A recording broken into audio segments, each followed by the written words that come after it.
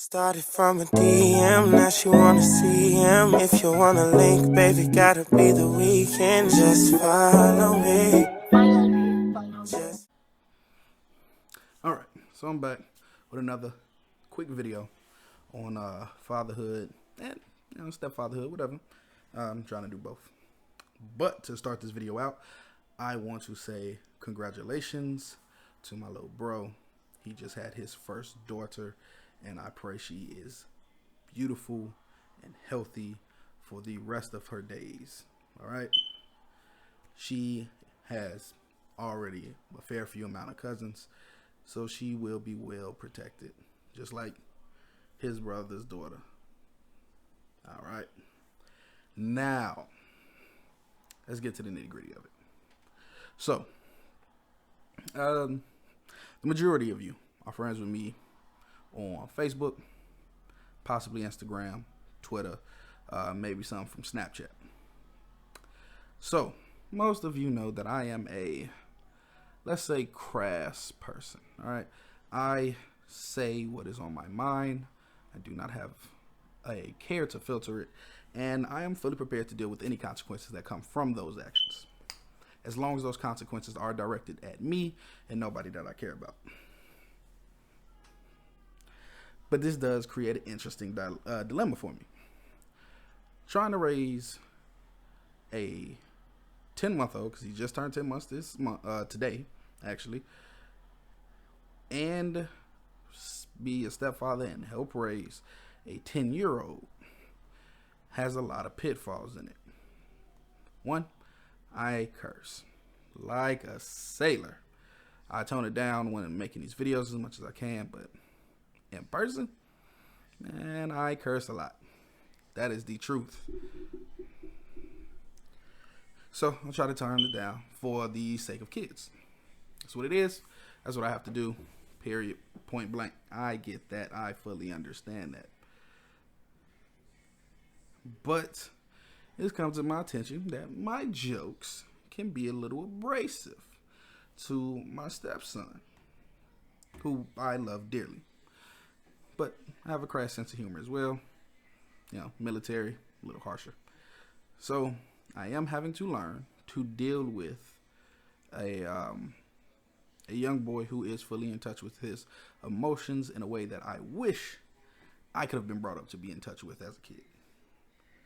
So, you know, it's hard dealing with the pitfalls of it, because he is a smart, bright little 10-year-old. All right, he has no issues really behaviorally.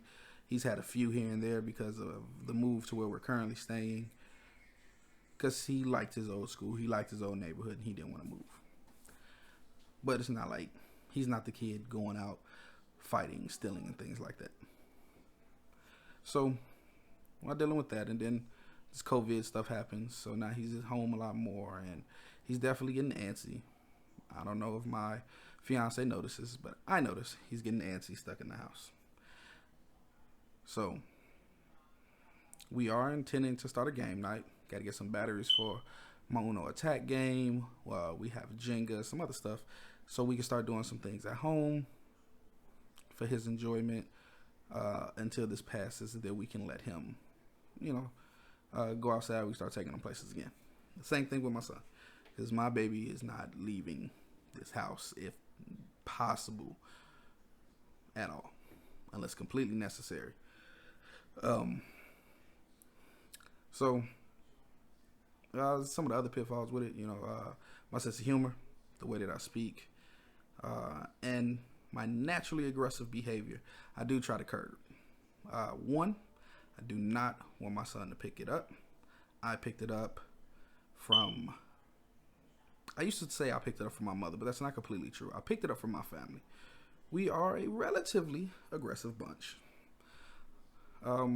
which I guess you would expect. My auntie is a retired cop. My uncle, ex-army, currently firefighter, worked his way through those ranks. My mother, ex-army.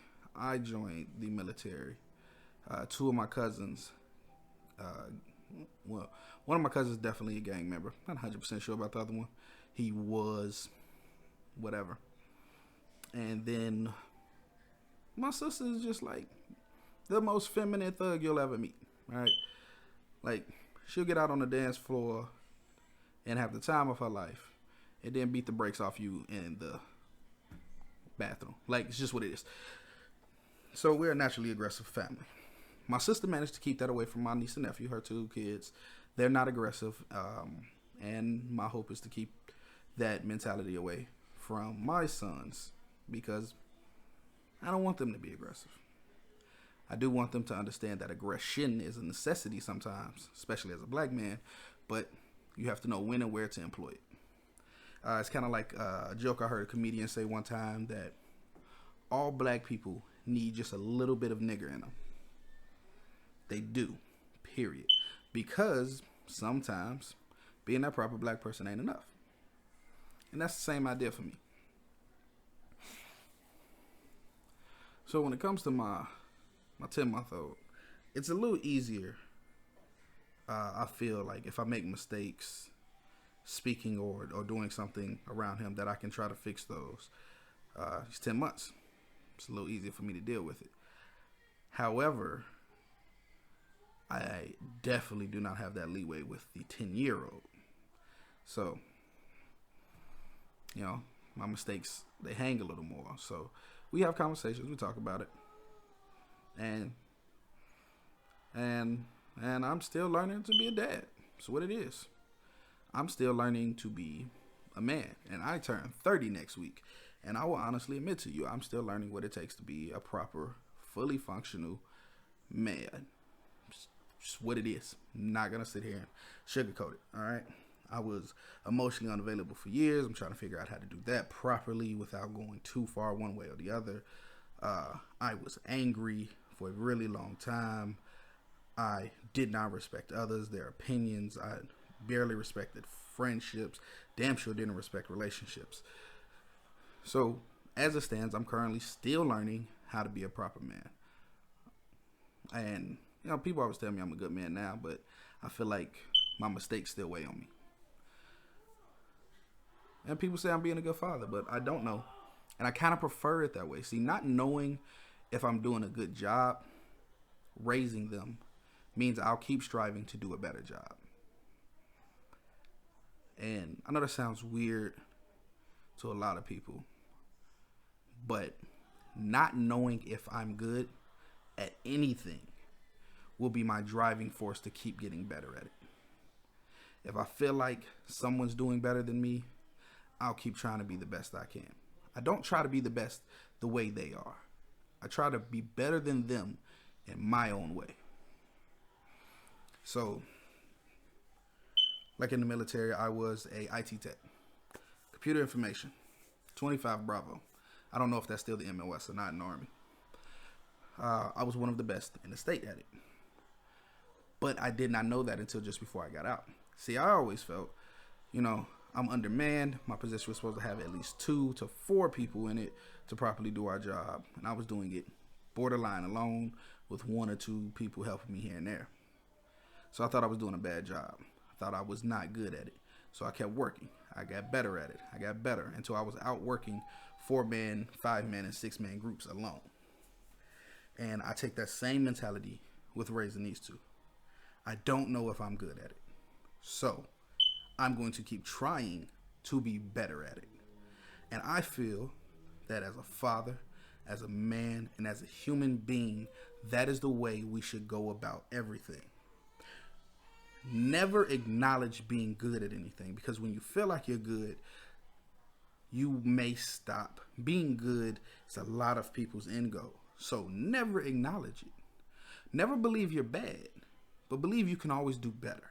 And as long as you believe you haven't reached your end goal, as long as you keep saying, nah, there's more I can do, I can become better, I can do this better, I can do this better, I could have handled that better. As long as you continually think that way, you'll continually grow. You continually grow as a man, you continually grow as a father, you continually grow as a person, you continually grow as a woman, you will continually grow as a son, because I have to call my mother.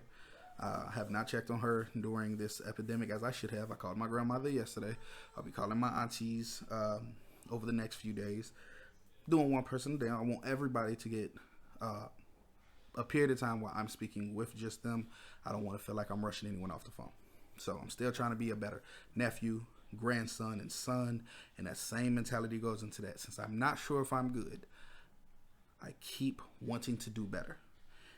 And I want to be better to them because they deserve it. My grandmother, my mother, my aunt, they deserve everything. Okay? When I tell you these women shaped me, I 100% believe it. Good, bad, all of it. They shaped me through my childhood. I became the man I am now because of them and the things that I eventually went through. So, I'm going to call my mom as soon as I'm done with this video. But, back to the topic of, fatherhood stuff. Like I said, I love my two sons. Realistically, the only reason I say stepson whenever I'm speaking about the older one, I don't want to say his name, is more for the benefit of people who always hear me call my 10-month-old my firstborn, because it will confuse them if I say I got a 10-year-old son. Some people are just stupid. But in regards to my two sons, it's strange because of how far apart in age they are. I'm having to simultaneously learn how to raise a baby and a preteen. And it's hard.